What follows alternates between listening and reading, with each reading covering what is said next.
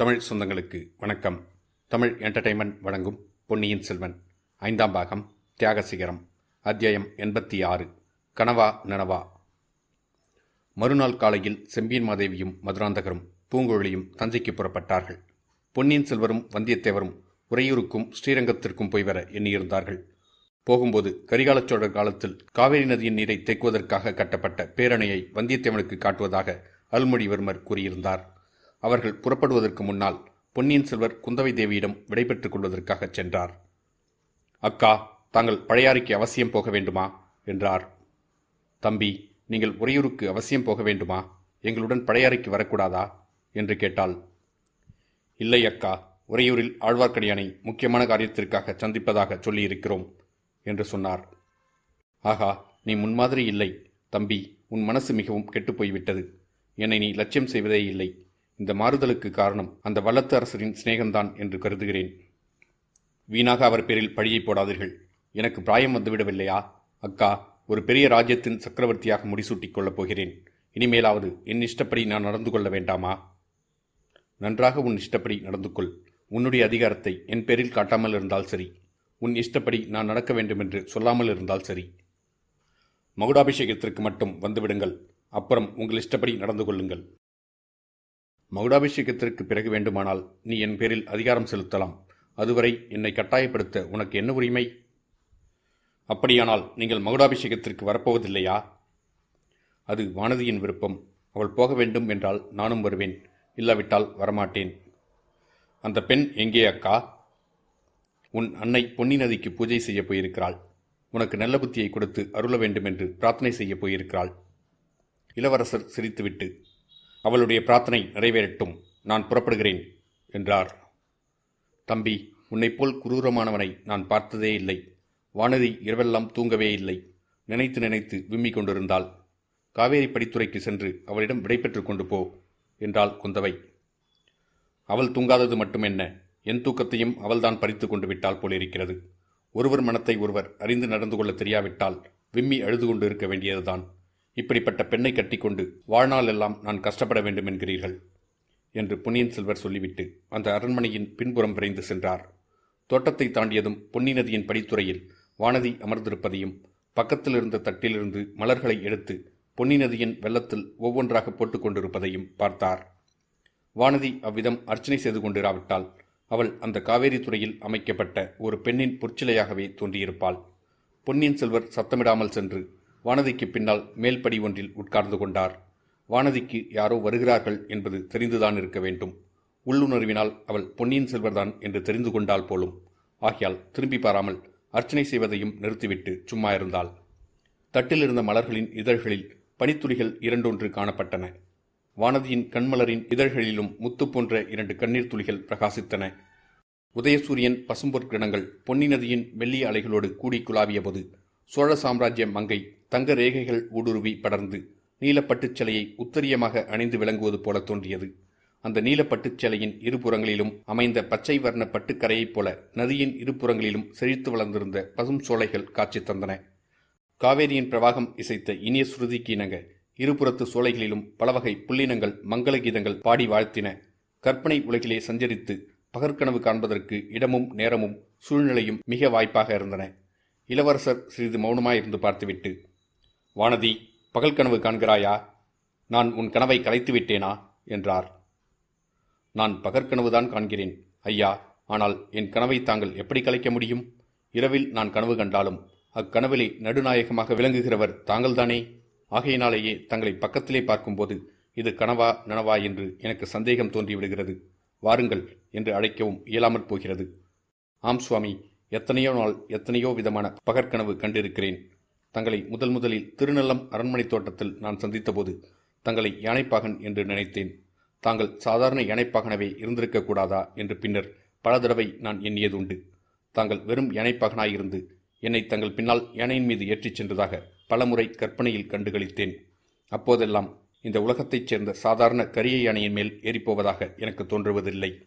தேவலோகத்தில் உள்ள ஐராவதம் என்னும் வெள்ளை யானையின் பேரில் நான் ஏறி செல்வதாக தோன்றும். தாங்களே தேவேந்திரன் என்றும் நான் இந்திராணி என்றும் எண்ணிக்கொள்வேன். அப்படியானால் இப்போது என்று பொன்னியின் செல்வர் குறுக்கிட்டு பேச முயன்றதை வானதி தடுத்து தொடர்ந்து கூறினாள். கொஞ்சம் பொறுங்கள் அரசே. தேவேந்திரன் இந்திராணி என்ற கற்பனையை உடனே மாற்றிக்கொள்வேன்.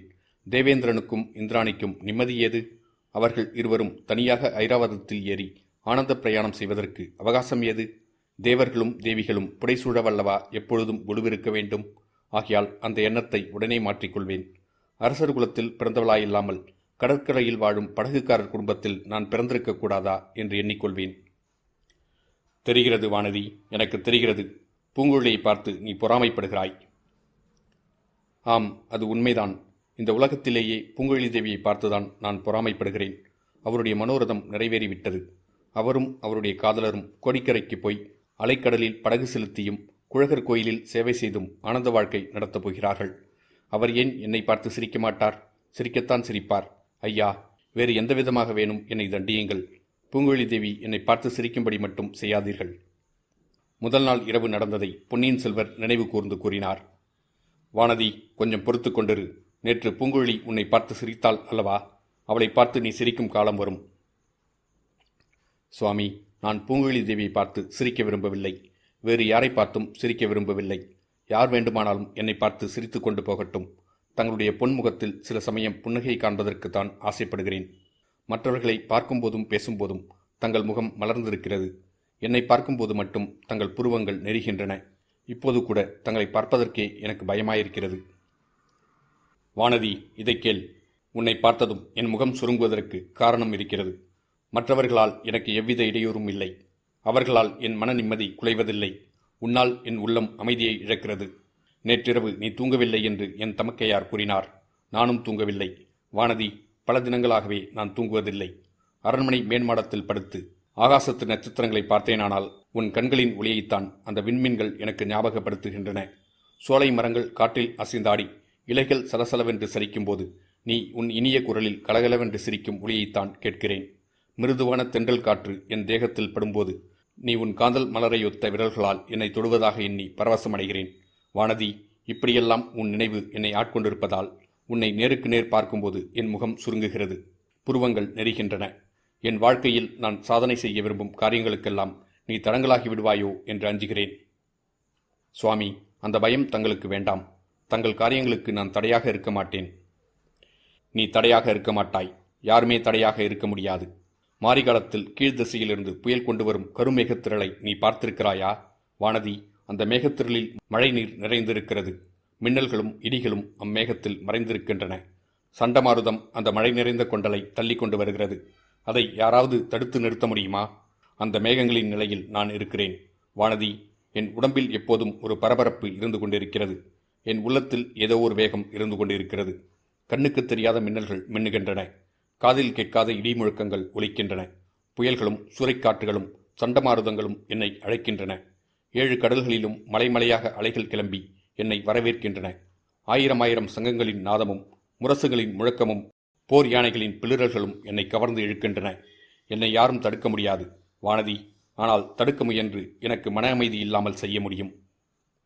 சுவாமி, அவ்வாறு நான் ஒரு நாளும் செய்ய மாட்டேன். தடை செய்ய முயலவும் மாட்டேன். 3 உலகையும் ஆளப் பிறந்த தங்களுக்கு உதவி செய்ய முடியாவிட்டாலும் இடையூறாக இருக்க மாட்டேன். ஆகினாலேதான் தங்கள் அருகில் சோழ சிங்காதனத்தில் உட்காரவும் மறுதளிக்கிறேன். வானதி, சோழர்குல சிங்காதனம் மகிமையில் பெரியதானாலும் அளவிலே சிறியது. அதில் ஒருவர்தான் அமர முடியும். சக்கரவர்த்திக்கு பக்கத்தில் வேறொரு சிங்காதனம் அமைத்து அதில்தான் சக்கரவர்த்தினி அமர வேண்டும். சுவாமி, எனக்கு தாங்கள் அமரும் சிங்காதனத்திலும் இடம் வேண்டாம். தங்கள் அருகில் தனிச்சிங்காதனத்திலும் இடம் வேண்டாம். தங்களுடைய பட்ட மகிழ்ச்சியாக சிங்காதனத்தில் அமர்ந்திருக்க புண்ணியம் செய்தவளுக்கு அந்த பாக்கியம் கிடைக்கட்டும். தங்களுடைய நெஞ்சமாகிய சிங்காதனத்திலே எனக்கு சிறிது இடம் கொடுத்தீர்களானால் அதுவே 7 ஜென்மங்களில் நான் செய்த தவத்தின் பயன் என்று கருதி பூரிப்பு அடைவேன். வானதி, என்னால் சுலபமாக கொடுக்க முடிந்ததை நீ கேட்டாய். என்னுடைய நெஞ்சமாகிய சிங்காதனத்தில் நீ ஏற்கனவே இடம் தயார் செய்து கொண்டு விட்டாய். அதை நான் உனக்கு தருவதில் எவ்வித தடையும் இல்லை. இந்த பெரிய சோழ சாம்ராஜ்யத்தின் சக்கரவர்த்தினியாக உண்மையிலேயே நீ விரும்பவில்லையா? வானதி, கண்டோர் கண்கள் கூசும்படி ஜொலிக்கும் நவரத்தினங்கள் பதித்த பொற்கிரீடத்தை உன் சிரசில் சுட்டி கொள்ள வேண்டும் என்ற ஆசை உனக்கு இல்லையா? அந்த ஆசை எனக்கு சிறிதும் இல்லை. சோழகுலத்து புராதன மணிமகுடங்களை நான் பார்த்திருக்கிறேன். கையில் எடுத்து பார்த்திருக்கிறேன். அவற்றில் ஒன்றை என் தலையில் வைத்து கொண்டால் அதன் கணம் என் தலையை அமுக்கி கழுத்தை நெரித்து மூச்சு விட திணறும்படி செய்துவிடும் என்று அஞ்சுகிறேன். அவ்வளவு வலிமை என் உடலில் இல்லை. அவ்வளவு தைரியம் என் மனத்திலும் இல்லை. சுவாமி, நவரத்தினங்கள் இழைத்த மணிமகுடத்தை சுமக்க வலிமையும் தைரியமும் உள்ளவர்கள் அதை சுமக்கட்டும். தாங்கள் கடல் கடந்த நாடுகளுக்கு பிரயாணம் புறப்படுவதற்கு முன்னால் எனக்கு வேறொரு பரிசு கொடுத்துவிட்டு போங்கள். அரண்மனை நந்தவனத்திலிருந்து அழகான மலர்களை பறித்து தொடுத்து மாலை கட்டி தருகிறேன். என்னால் எளிதில் சுமக்க முடிய அந்த மாலையை என் கழுத்தில் சூட்டி என்னை தங்கள் அடிமையாக்கி கொண்டு விட்டு புறப்படுங்கள். சீன வர்த்தகர்களிடமிருந்து நவரத்தின மாலையை உனக்கு பட்டாபிஷேக பரிசாக கொண்டு வந்தேன். தங்கள் பட்டாபிஷேகத்திற்கு எனக்கு பரிசு எதற்கு? சரி, வேண்டாம். இதை வேறு யாருக்காவது கொடுத்து விடுகிறேன். வானதி, நீயும் நானும் ஓர் ஒப்பந்தம் செய்து கொள்வோம். நான் புறப்படுவதற்கு முன்னர் உன் விருப்பத்தின்படி உனக்கு ஒரு மாலை சூட்டிவிட்டு போகிறேன். நான் சூட்டும் அந்த மணமாலைக்கு பதிலாக நான் ஒவ்வொரு தடவை அயல் நாடுகளிலிருந்து திரும்பி வரும்போதும் நீ ஒவ்வொரு பூமாலையுடன் காத்திருக்க வேண்டும். கடல் கடந்த தூர தூர தேசங்களுக்கெல்லாம் சென்று புலிக்கொடியை நாட்டிவிட்டு வெற்றி முழக்கத்துடன் நான் திரும்பி வரும்போதெல்லாம் நீ ஒரு வெற்றி மாலையுடன் எனக்காக காத்திருக்க வேண்டும் என்றார் இளவரசர். ஒரு மாலை என்ன, 100 மாலைகள் தொடுத்து வைத்துக்கொண்டு காத்திருப்பேன். இந்த தேச மக்கள் எல்லாரும் காத்திருப்பார்கள் என்றாள் இளவரசி வானதி.